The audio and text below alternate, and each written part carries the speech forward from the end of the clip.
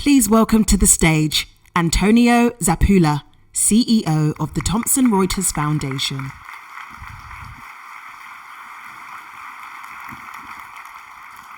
Hello everyone, and welcome to Trust Conference. It's a real pleasure to be here with you. I can see so many familiar faces in the room, but I can also see new participants who I know travel from far and wide to join us today. We are really excited to have you with us because this is a time of the year when we bring together all of the people that help us drive our mission to strengthen free, fair, and informed societies.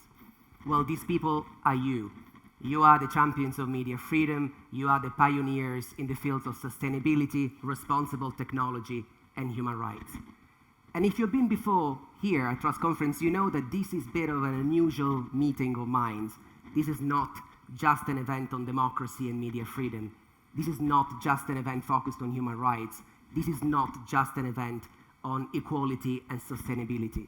Trust Conference is the event that explores the synergies between all these critical issues that too often are addressed in isolation.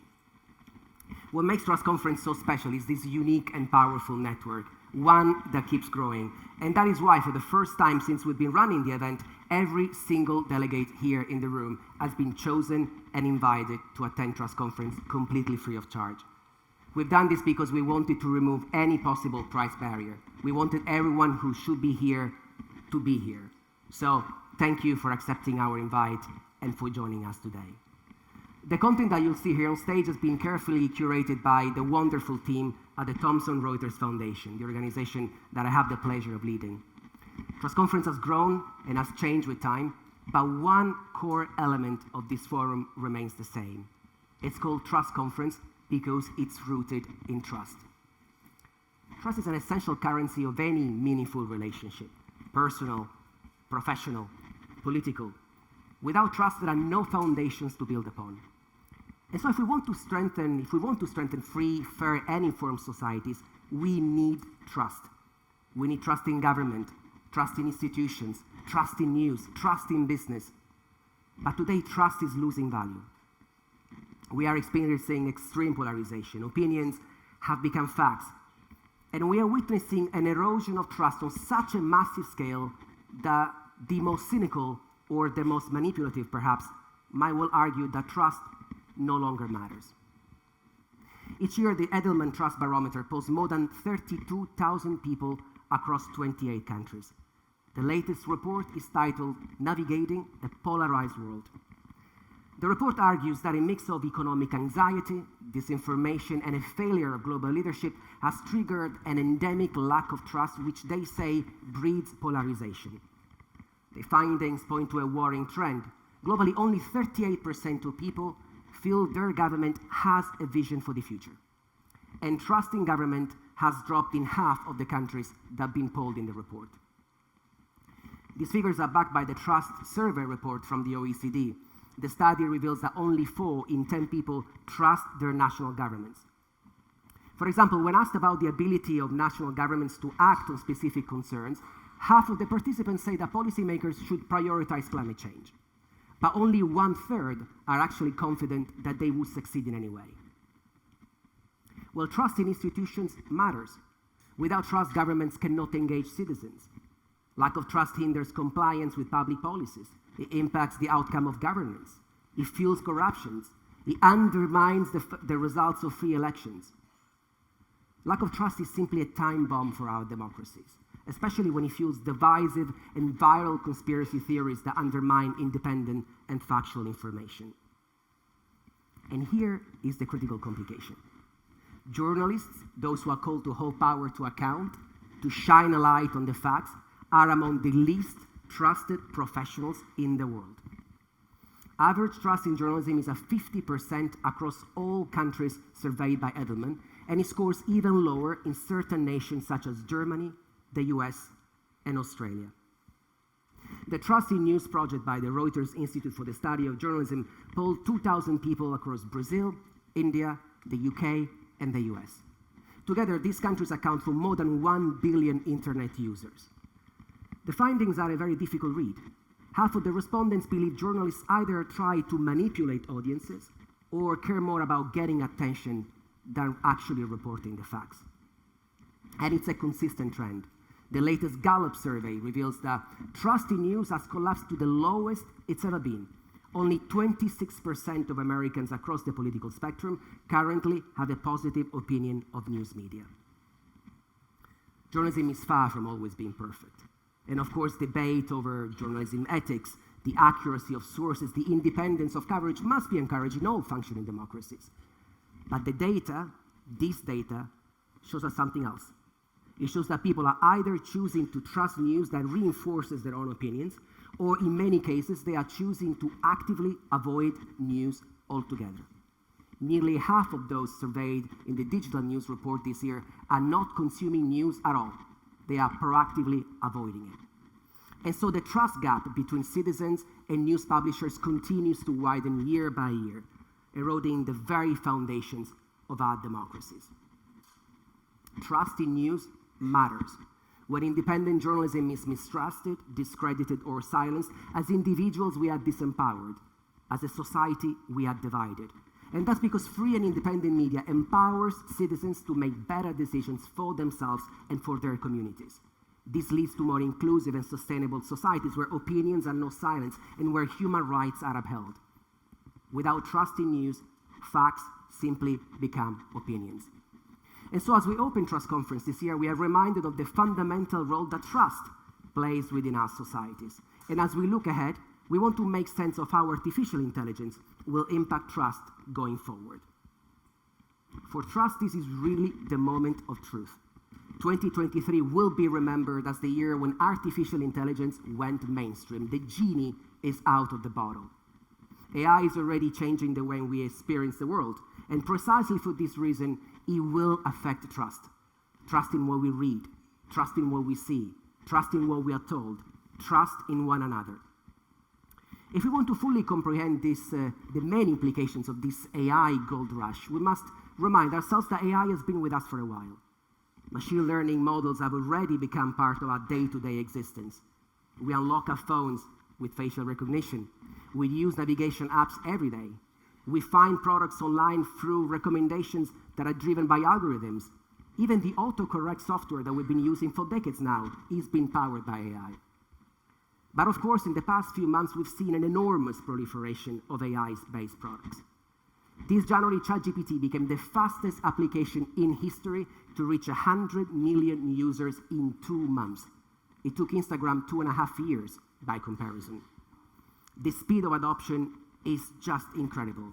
In its first 2 weeks, ChatGPT had 13 million unique daily users. In September, that number was 60 million. And meanwhile, Bard, the rival tool developed by Google, is on track for 1 billion users. That's 1 in 8 people on Earth. Now, generative AI will have a profound and powerful and lasting impact on every aspect of our lives. It will transform the global economy, the workforce, the way we access services, even the way we consume and produce news. With the right structures and the ethical frameworks in place, AI could actually offer powerful solutions to some of the greatest issues of our time at a pace and a scale that human capability simply cannot match. Think of data aggregation in relation to climate change. Think of health diagnosis. For example, this August, researchers from Lund University announced that based on a trial involving more than 8,000 women in Sweden, AI was successful in spotting cancer at a similar rate to 2 radiologists and without generating false positives. I'm sure that most of you will have tried ChatGPT or Bard either out of curiosity or to assess their accuracy. And so you will have seen how these applications are able to create content that is often impossible to distinguish from human work. This ambiguity has seized the world imagination. It generated both excitement and fear. So many questions remain unanswered. How will AI change the way we work? What are the ethical, legal, and privacy implications of the use of generative AI? What about bias? And how will these tools rectify so-called hallucinations, the times when AI fabricates information and its sources? Now, here's an interesting example that shows the complexities of the challenges that we are now facing, challenges that will continue to undermine trust. Earlier this year, Jonathan Turley, an American academic, was falsely accused of sexual harassment in a response produced by ChatGPT. He was accused of attempting to touch a student while on a university trip to Alaska. The source was a 2018 article from the Washington Post. The problem? Well, the trip never happened, and the article was never written. Professor Turley went public to clear his name and to raise awareness of the risks that we are now facing as these tools continue to be developed. AI-generated content can be inaccurate and misleading in ways that are barely perceptible, but the consequences can be significant. Decision-making could be hijacked. Accurate information could be devalued. We could get stuck in a new toxic cycle of fake news. We still don't know how this new type of content is likely to affect public trust. And so we wonder, where are the checks and balances? Who is accountable? And what is the impact of this new technology on citizens and on our democracies? As we enter this new age of automation, we found ourselves grappling with many challenges and many ethical concerns. Now, some of these challenges are not new. They mirror the same ones that we faced, and quite frankly, we completely failed to resolve when digital platforms became an essential part of our lives. But now the stakes are much higher. This time, we could damage trust beyond repair. And that is why balancing the risks and the opportunities presented by this radical acceleration of AI is absolutely critical. Without trust, our social fabric weakens. Without trust, our democracies will crumble. And so we need to restore trust. This is the thread that will run through both days here at Trust Conference. Today, we'll be analyzing the emerging threats to democracy through the lens of media freedom and trusted information. We'll see how journalists continue to be silenced around the world, and we'll look at the latest strategies to stifle independent news. In a moment, we'll be hearing from a journalist and a human rights activist whose life has been deeply affected by these attacks on a free press. Hatice Cengiz was planning to get married to Jamal Khashoggi, a Washington Post columnist and one of Saudi Arabia's most prominent journalists.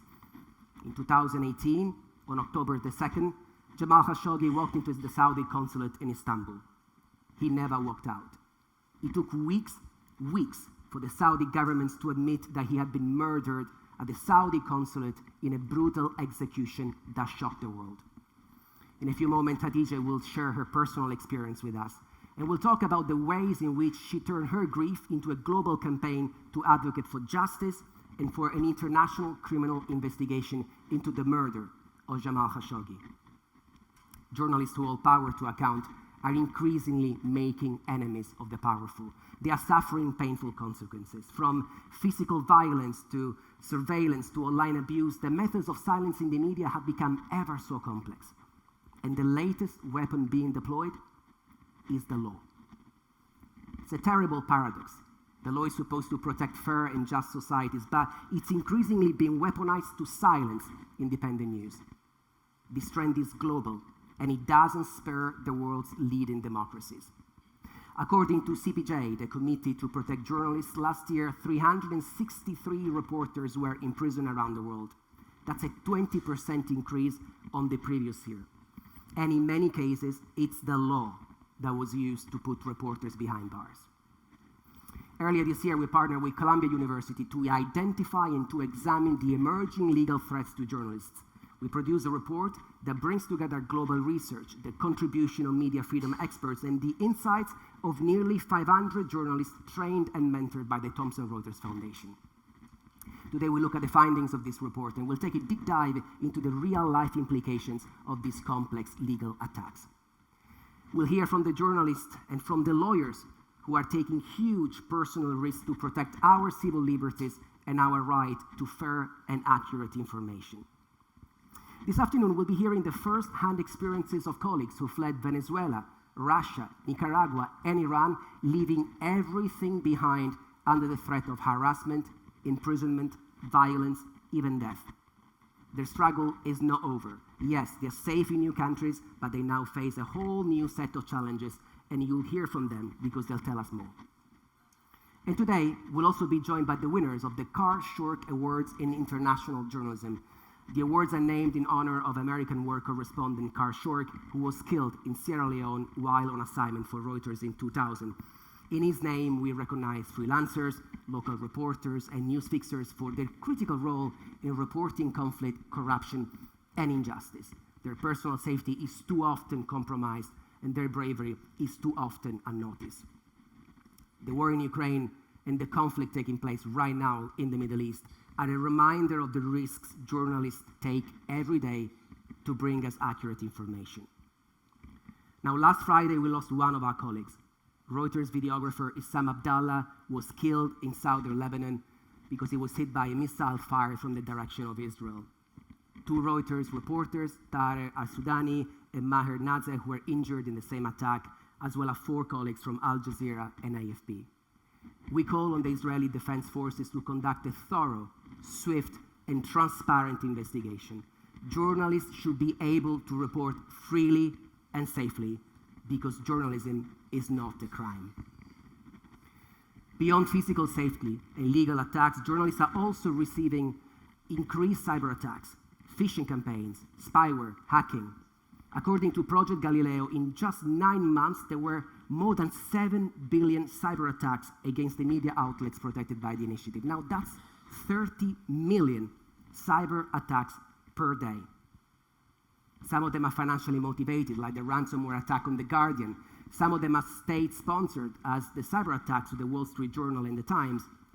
But what are the repercussions, professional and personal, for the journalists who get hacked? How can they defend themselves? And how should the international community respond? We'll be talking to the people at the front lines of fighting back against cyber attacks on journalism. And in partnership with Citizen Lab, we'll be giving you the chance to have your phone checked for spyware. From Pegasus to other hacking software, Citizen Lab researchers will check your phone and share advice. And of course, today we'll also be assessing the impact of artificial intelligence on the wider information ecosystem, from news production to news consumption and trust in news. AI can already be used to summarize articles and translate them. It can generate SEO-friendly headlines, subtitle video, distribute content on social media. It can help drive more subscriptions. But ethical safeguards must be in place to ensure human oversight, accountability, and transparency. Consumers must be assured that what they're reading, what they're watching, and what they're listening is still verified and factual, even if it might have been produced with the help of AI. We are at a critical juncture.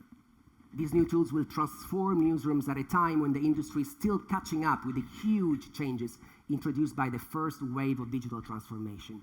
If not implemented properly, AI will undermine trust in news. And so we'll be hearing from the experts pioneering the use of AI in the newsroom, and from those who are already grappling with the many, many legal challenges raised by AI-generated content, from plagiarism to copyright to libel. Now, tomorrow we'll go beyond news to explore other implications of AI adoption. We look at AI ethics and AI regulation. What has been done and what can we realistically achieve given our failed attempts to regulate social media? I am very much looking forward to hearing from Frances Hogan, also known as the Facebook whistleblower. Frances will share her vision for a more equitable technology. We'll also discuss ways to mitigate AI-related risks to the labor market, not only by looking at the shocks that the new technology might introduce, but also by identifying potential new forms of labor exploitation. What's the human cost of AI? We'll then turn the focus to ESG and climate, looking at the role that technology and the law can play in shaping a sustainable future. Around the world, we are seeing a rise in climate litigation, with governments and companies being sued over their role in the climate crisis. This strategy seems to be working, so we'll look at some of these examples and we'll hear from the lawyers driving this trend. This year, we've developed a very exciting program, and I'm very proud of the stellar work the team has done to ensure that our content remains current, coherent, and cohesive. Our media partner is Context, our platform offering news and analysis on 3 of the most pressing issues of our time: climate, the impact of technology on society, and the need for more inclusive economies. If you haven't done it yet, check out context.news. You can meet some of the journalists powering Context in the exhibition area on the 2nd floor during all breaks.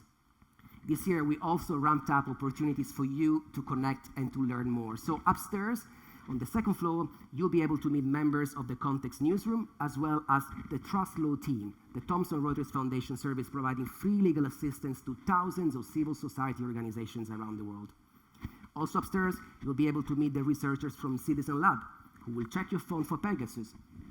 And let me tell you, the last time they did something similar, they did find Pegasus on a few phones.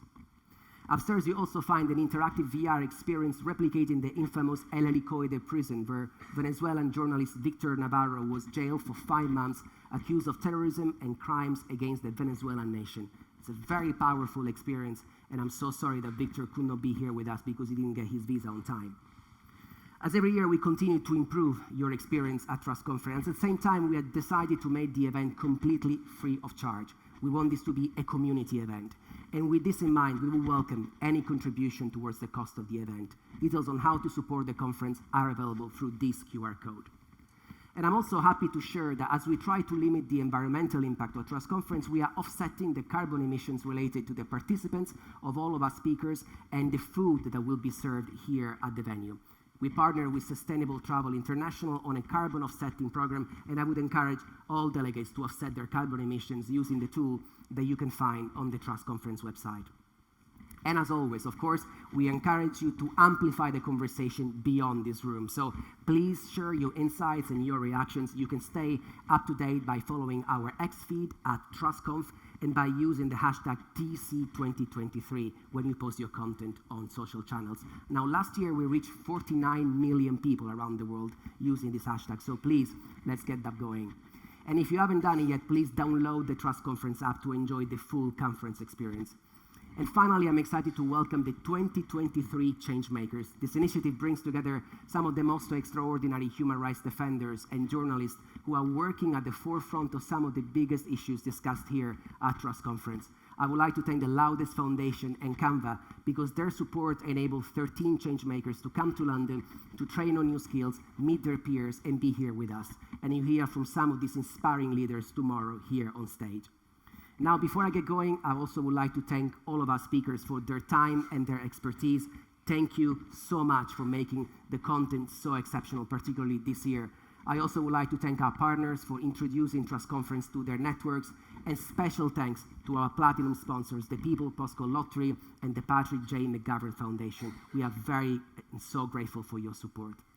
And last but not least, thank you. Thank you all for being here today. You play a critical role in supporting our efforts to strengthen free, fair, and informed societies. We simply could not do this without you.